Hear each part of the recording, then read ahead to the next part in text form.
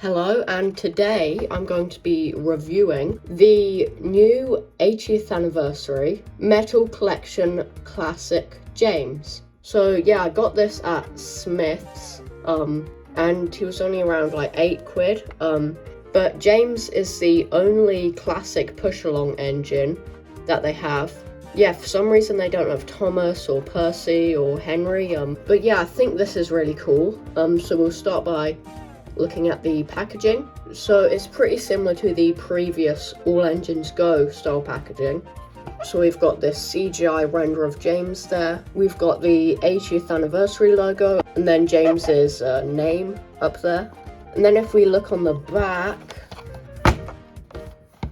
it would have been nice if there was sort of a list of different characters you can get, or something just describing James's personality or something. That would have been a lot more helpful than all of this. But yeah, let's get him out of the box, which I actually don't have to do because I already have another one that is not boxed. Yeah, I got two. But yeah, I'll start off just by talking about just how much I really like this. It feels quite high quality, which is very interesting for a Mattel product. But we will start off by looking at the face, and I think the face is really good. He sort of has a mischievous look on his face, or like a very boastful look. And he seems to be looking up for some reason. I feel like they should have made him be looking straight forward. I think that might have made a bit more sense. But yeah, if I turn it over to the side, yeah, for some reason he has silver wheels and gold side rods. I mean, the silver wheels I can kind of get because they're just doing the grey wheeled James again. And the grey wheels do stand out more against the black chassis, which I think that's probably the reason why Mattel did it, probably just to make James pop out a bit more. But the gold side rods is just like, why? It just looks so weird. None of the other engines in this new range have gold side rods, it's only James. Why didn't they just give him grey ones? It would have looked so much better. But anyway, if we look at the tender, I think that's the same as the All Engines Go one. Wait, yeah, actually, it literally is exactly the same. Anyway, while I have the All Engines Go James here, I guess we should do a little comparison, because they have some similarities, but they also have a lot of differences. Something weird is that the new James is quite a bit longer than the old one, which isn't a bad thing. I just think it's kind of interesting, honestly.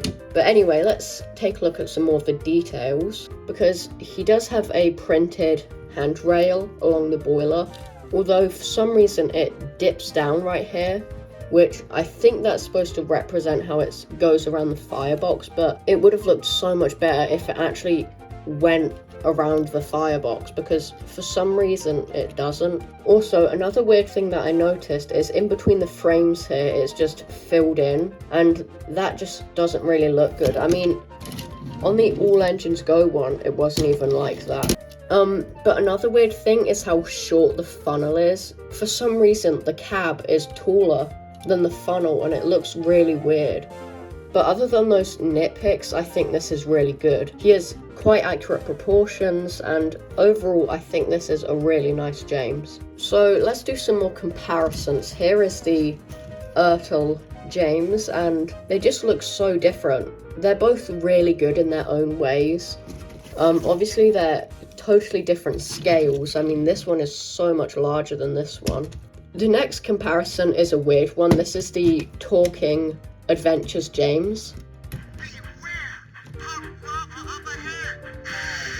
So yeah, this item's actually really cool. I actually quite like Thomas Adventures. But yeah, you can just see how different these two are. Okay, the next comparison isn't a die-cast item, but I thought I would do it anyway. And that is the Play-Rail James, and I do really like this Play-Rail James. I think he looks really good. But yeah, you can see these two are very different. The Play-Rail James, in comparison, does look very squashed. Okay, I literally just noticed this detail, but he has a painted whistle. That is so cool. The All Engines Go one has a molded whistle, but it isn't painted, so this is really cool. yeah, I'm so happy that Mattel went and did that little extra detail. It adds so much. But yeah, I can definitely recommend this. This is a really nice model. So just before the video ends, I just want to say a few things. So I'm gonna have to try and get this video edited really quickly, because tomorrow I'm actually heading off to Wales for the Audrey Extravaganza. That's happening in a couple of days. So yeah, there will probably be an Audrey Extravaganza video. But yeah, so I'm gonna have to get this video done really quick. Anyway, thanks for watching and goodbye for now.